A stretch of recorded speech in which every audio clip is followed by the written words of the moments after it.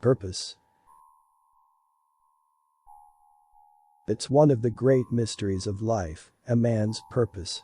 Most men fumble through every day of their lives in an aimless way, beset with confusion, anger, grief, and a dull ache that never truly goes away.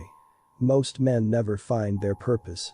I had always assumed my purpose was prose and the gift of an imaginative tale told well, but I was wrong. I found true purpose on a sticky August night in '64 at the end of a rope.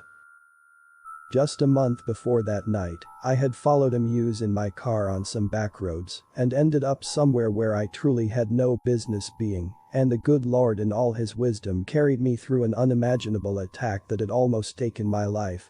At the time, I had been amazed that somehow I had survived such a vile and evil thing that no man should have to endure, let alone live to tell about it. Once I was carried through safely on the other side of it, I swore that I would live the rest of my life following his direction.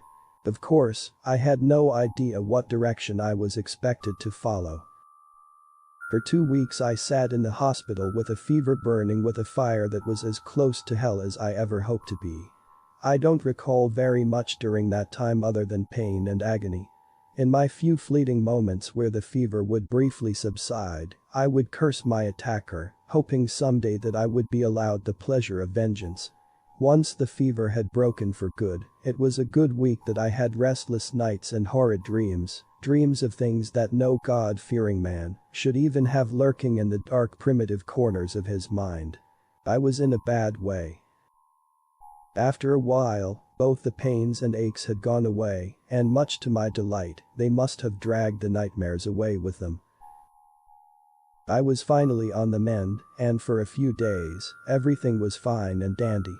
Everything looked brighter, everything smelled better, and I swear I heard things coming out of the radio that I'd heard 1,000 times before, but they seemed more alive somehow, like the band was right there next to me.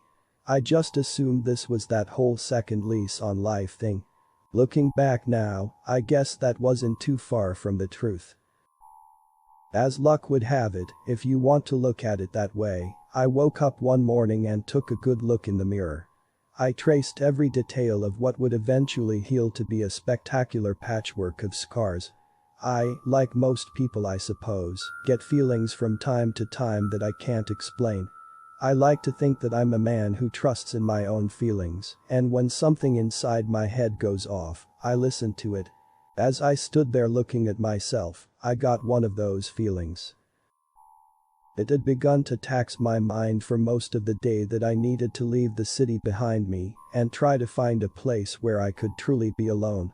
Horrible stories from my youth had whispered their way into my thoughts, and as I had noticed that everything about me had seemed so vibrant since the fever, so too did I notice how very real a spirit of despair had suddenly wrested away any feeling of peace that I had. I had left my home and driven out of the city up the 74 out into the backcountry for over 2 hours, just before the sun started to fall. I had the windows down of course to feel the wind to try and give myself a respite in all that oppressive heat. But even so, sweat was sliding down my back and the sides of my broken face.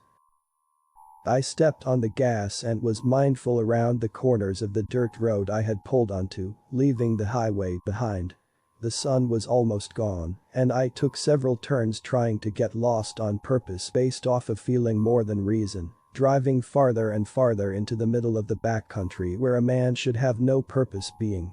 But at one point, I was almost certain that there was a truck behind me in the distance. I finally stopped my car on a lonely road where the dogwoods and live oaks tussled for dominance, and the creek they were waging war over was busy talking to itself as it weaved its way between their ranks.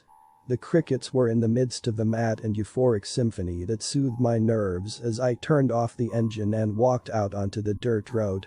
It was almost dark now, and as I looked to the sky I realized that the clouds had come rolling in just as the light from the sun had faded from view.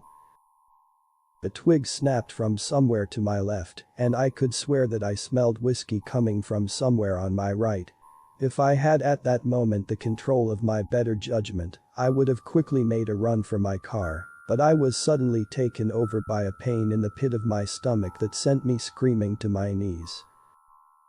There was a voice to my left and a sharp shrill whistle from my right. The glare of headlights came round the corner of the road behind me, and although I tried to get to my feet, the sudden pain began to radiate throughout my body. You were just supposed to wing him. I thought I did. I could smell my own blood, and I could feel it rushing down the front of my shirt.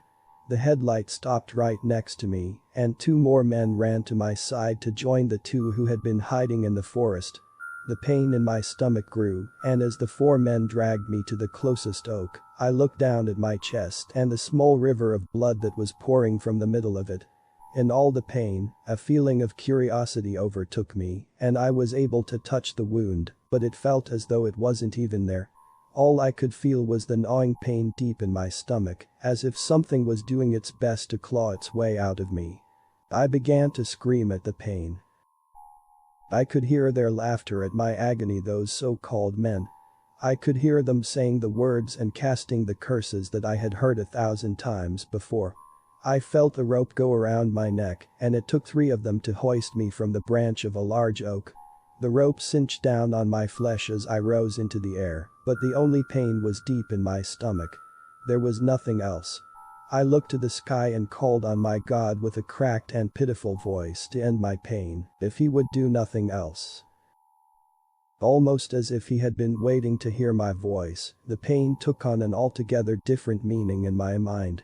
On a primal level, I suddenly understood why it was there, and I began to feel that I might also know how it was to be sated. The clouds parted above me, and the full moon shone down on that lonely dirt road, illuminating the faces of my would-be executioners. They cheered as they looked upon me one last time before they turned to walk to my 57 Fairlane, obviously their prize for a wicked work. There was a new scent in the air. I could still smell my own blood and the whiskey on their breath, but it was the scent of the blood running in their veins that was above all. My bones began to move, dislocating and relocating, and I began to howl in a new agony, a ravenous hunger that is beyond the words of men to describe it. The hateful villains ran back beneath me, and in terror of what they saw coming to life hanging from the end of their frayed old rope, they began to shoot their rifles and pistols, striking home into flesh that was no longer bothered nor threatened by the pain they brought. I remember nothing of reason after their guns snapped dry, only dreams. Dreams a God-fearing man should never want to have. Dreams of an unholy thing born into this world under the branch of an oak in the wilderness. Dreams of the beast chasing after the men desperately trying to flee in a speeding truck. Visions of a truck sitting in ruin while the beast toyed with the dying men on the dusty road before they took their last ragged breaths in this world. Almost a month before, I had survived an attack by some kind of animal that I never had the benefit of seeing, but after that night, at the end of a frayed old rope, it all became clear. Those men were not as fortunate as I had been. Of course I still believed that I had someone watching over me. Someone who did not see fit to extend those men the same courtesy as was given to me. As I said in the beginning, most men go through life with not a shred of a sense of purpose. Some men, such as myself, are fortunate enough to find out what that purpose is, even if it's to be found in the most awful way. It's been a full 3 months since that hot August night, and once again, I find myself sitting in my Fairlane off of an old dirt road. More than 24 so-called men are standing in a field little more than 100 yards away from where I now sit. Chubby Checker is coming out of the radio promising a slow twist, and although I plan to do some twisting myself, I cannot and will not promise that it's going to be slow. They burn a symbol very dear to me in the middle of that field the same way they burned a church just a few days before. They shoot their guns in the air. Save some of those bullets, boys. I'd like to think a few of you are going to have some false hope before you die. They conceal themselves in sheets and those hoods to hide what's inside. But I know what's inside, because I'm starting to smell it, and I'm getting hungry. I turn the radio up before I step out of my car. And I take off my shoes and leave my clothes in a neat pile on the hood. Now I just wait for my moonlit cue.